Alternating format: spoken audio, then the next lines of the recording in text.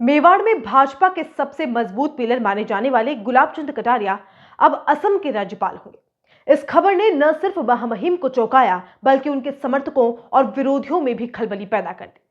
रविवार को राष्ट्रपति भवन से जारी हुई 13 नए राज्यपालों की सूची में प्रदेश सरकार में नेता प्रतिपक्ष और उदयपुर शहर विधायक गुलाब चंद कटारिया का नाम शामिल था। एक बारगी तो खुद गुलाब चंद कटारिया ने इस बात से इनकार किया, पर जैसे ही सूची उनके हाथ लगी तब वह भी प्रदेश वालों की बधाइयां स्वीकार करने लगे।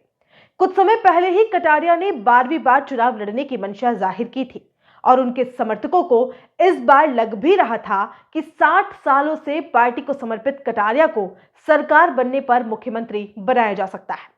लेकिन यह सपना रविवार की सुबह टूट गया। वैसे इस बात को भी नहीं माना जा सकता कि कटारिया जैसे कद्दावर और पार्टी में ऊपर तक बड़ी पकड़ रखने वाले नेता को पहले से इस बात का आभास ना हो।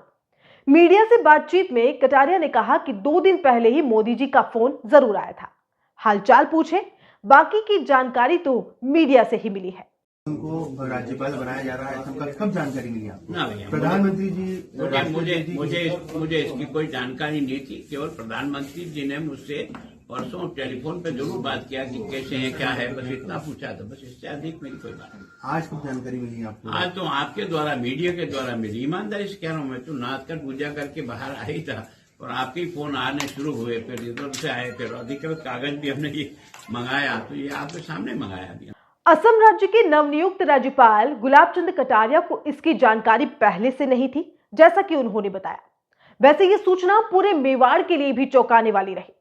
अगले विधानसभा चुनाव तक उदयपुर शहर अब विधायक विहीन रहेगा।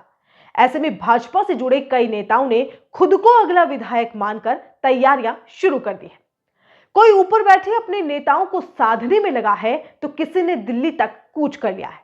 लेकिन एक भी नाम कटारिया के बराबर का दूर दूर तक नहीं है। इसकी वजह यह भी है कि भाई साहब ने अपना राजनीतिक उत्तराधिकारी किसी को बनाया ही नहीं। गुलाब चंद कटारिया 8 बार विधायक और 1 बार सांसद रह चुके हैं, जिसमें से 6 बार उदयपुर से विधायक रहे। विद्यार्थी परिषद से अपनी राजनीतिक यात्रा शुरू करने वाले कटारिया आरएसएस से जुड़ने के बाद जनसंघ, जनता पार्टी और भारतीय जनता पार्टी के कई अहम पदों पर रहे। कटारिया ने 1987 में पहली बार जनता पार्टी से उदयपुर शहर विधानसभा का चुनाव लड़ा और कांग्रेस के कद्दावर नेता हीरालाल देवपुरा को 21,222 वोटों के भारी अंतराल से हराया। इसके बाद 1980 में शेषवल पगारिया को 1687 वोटों से हराया। 1985 के चुनाव में कटारिया ने पहली बार हार का स्वाद चखा। इस चुनाव में कांग्रेस की दिग्गज नेत्री डॉक्टर गिरिजा व्यास ने कटारिया को 1120 वोटों से हराया। इसके बाद कटारिया की सीट में बदलाव किया गया और 1993 और 1998 में 2 बार बड़ी सादड़ी से चुनाव जीतकर विधायक बने। इसके बाद 2003 में कटारिया की फिर से उदयपुर शहर में वापसी हुई। इस चुनाव में कटारिया ने त्रिलोक पूर्विया को 8,487 वोटों से हराया। 2003 से लेकर 2018 तक कटारिया लगातार उदयपुर से चुनाव जीतकर विधानसभा पहुंचे। इस दौरान कटारिया वसुंधरा सरकार में गृह मंत्री भी रहे। कटारिया चुनाव प्रबंधन में माहिर माने जाते हैं। इसका अंदाजा इस बात से लगाया जा सकता है कि अपने सियासी सफर में 11 चुनाव लड़ चुके कटारिया सिर्फ 2 चुनाव हारे हैं और दोनों ही चुनाव डॉक्टर गिरिजा व्यास से हारे हैं। 1985 में उदयपुर शहर से विधानसभा और 1991 में उदयपुर लोकसभा का। 1991 का लोकसभा चुनाव कटारिया गिरिजा व्यास से 26,623 वोटों से हारे थे। कटारिया ने 1989 में उदयपुर से लोकसभा का चुनाव लड़ते हुए कांग्रेस की इंदुबाला सुखाड़िया को 1,30,502 वोटों से हराया था।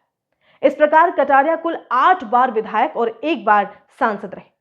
कटारिया राजस्थान की सरकार में 1 बार शिक्षा मंत्री, 1 बार पीडब्ल्यूडी मंत्री और 2 बार गृह मंत्री रह चुके हैं। अपने सियासी सफर में कटारिया के कई विरोधी रहे, लेकिन कटारिया सबको नजरअंदाज करते रहे और उनके विरोधी खुद ही हाशिए पर आ गए। महामहिम गुलाब चंद कटारिया का दक्षिणी राजस्थान के 28 सीटों और 4 संसदीय सीटों पर काफी प्रभाव रहा है। टिकट वितरण को लेकर जिताने तक में उनकी महत्वपूर्ण भूमिका रही है। कटारिया संगठन से लेकर मंडल स्तर तक अपना हस्तक्षेप रखते हैं। लेकिन उन्हें राज्यपाल की नियुक्ति मिलने के साथ ही मेवाड़ भाजपा का कोई अभिभावक रहा ही नहीं। हर बड़ा नेता खुद को मेवाड़ भाजपा के अगले भाई साहब के रूप में देख रहा है। उदयपुर शहर में ही विधानसभा के लिए अगले उम्मीदवार की बात करें तो सूची में भाजपा शहर जिलाध्यक्ष रविंद्र श्रीमाली का नाम सबसे ऊपर आता है।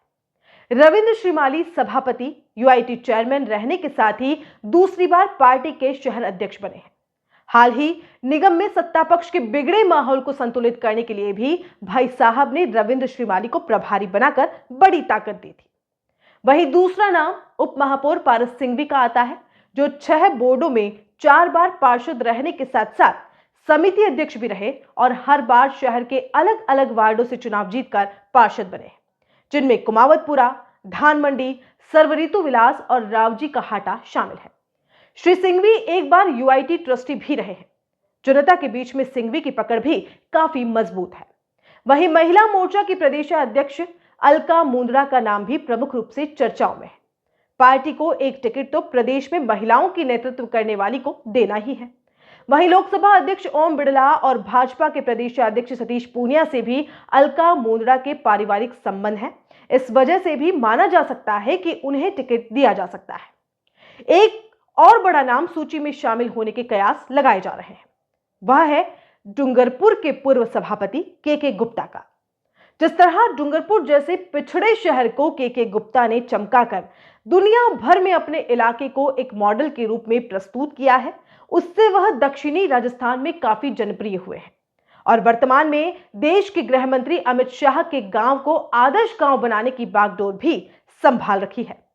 वहीं पूर्व महापौर रजनी डांगी का नाम भी दावेदारों की सूची में बढ़ चढ़कर शामिल किया जा रहा है। रजनी डांगी का कार्यकाल निर्विवादित रहा और उनकी ताजपोशी से पहले पूरे शहर ने वोटिंग की थी। उस समय नीलिमा सुखाड़िया को रजनी डांगी ने भारी मतों के अंतर से हराया था। वहीं पूर्व पार्षद, समिति अध्यक्ष और भाजपा में पार्टी के प्रदेश मंत्री रहे प्रमोद सामर के नाम पर भी चर्चाएं गर्म हैं।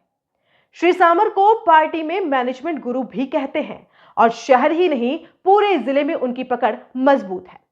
हाल ही राजसमंद से विधानसभा के उपचुनाव में टिकट की दावेदारी कर सामर सुर्खियों में भी आए थे। वहीं निर्माण समिति अध्यक्ष ताराचंद जैन के नाम को भी नहीं भुलाया जा सकता है। वह कई बार पार्टी के अध्यक्ष, उप जिला प्रमुख रहने के साथ साथ पार्टी में भी मजबूत पकड़ रखते हैं। आपको बता दें कि अगर जैन या ब्राह्मण कार्ड को छोड़कर पार्टी किसी अन्य पर भरोसा जताती है तो उनमें पूर्व सभापति युधिष्ठिर कुमावत का नाम भी सबसे ऊपर आता है। श्री कुमावत का कार्यकाल काफी अच्छा रहा था। वहीं आलोक संस्थान के निदेशक डॉक्टर प्रदीप कुमावत भी काफी सक्रिय समाजसेवी हैं। सालों से स्कूल का संचालन करने के साथ ही धार्मिक और सामाजिक आयोजनों में सबसे आगे रहने वाले श्री कुमावत का रामकथा के वाचन ने काफी लोकप्रिय भी बनाया है। गेराज समिति अध्यक्ष मनोहर चौधरी भी एक बड़ा नाम है, जो 3 बार पार्षद रहे, युवा मोर्चा के जिला अध्यक्ष रहे, पार्टी में जिला मंत्री और 2 बार मंडल अध्यक्ष रहने के साथ साथ राजसमंद में हुए विधानसभा के उपचुनाव के सह प्रभारी भी रहे। वहीं अतिक्रमण निरोधी समिति के अध्यक्ष छोगालाल भोई का नाम भी नहीं ले तो बेमानी होगा। हालांकि श्री भोई पहली बार पार्षद बने, लेकिन शहर विकास के लिए अपनी ही पार्टी के बोर्ड की खिलाफत कर काफी सुर्खियों में आए। शहरवासियों में उनके नाम की चर्चाएं भी चल रही हैं। वहीं पूर्व उप महापौर महेंद्र सिंह शेखावत का नाम भी चर्चाओं में है। श्री शेखावत ग्राम सेवा सहकारी समिति के अध्यक्ष रहने के साथ साथ सुखाड़ा विश्वविद्यालय के छात्र संघ अध्यक्ष भी रहे हैं। उदयपुर में वसुंधरा के सबसे करीबियों में श्री शेखावत की पहचान भी है। गुलाबचंद कटारिया के बाद कई युवा और वरिष्ठ कार्यकर्ता अब खुद को उनकी जगह देखने में लगे हुए हैं, लेकिन कटारिया जैसा दूसरा बड़ा नाम अभी मेवाड़ में कोई नजर नहीं आता। कटारिया हर 5 सालों में अपने समर्थक तक बदलते रहे हैं। यही वजह है कि कोई भी उनकी राजनीतिक विरासत पाने का हकदार नहीं बना। गुलाबचंद कटारिया ने अपने राजनीतिक जीवन में चाहे कितने ही दुश्मन बनाए हों, लेकिन कोई भी उनसे जीत नहीं पाया। जिसने भी कटारिया से बगावत की वह हाशिए में चला गया। उदयपुर न्यूज महामहिम गुलाबचंद कटारिया को बधाइयां देने के साथ साथ आशा भी करता है कि अब वह मेवाड़ के गुलाब बनकर असम की वादियों में नए अंदाज में महके। अब 5 सालों तक महामहिम असम की राजधानी गुवाहाटी के राजभवन में रहेंगे। नमस्कार।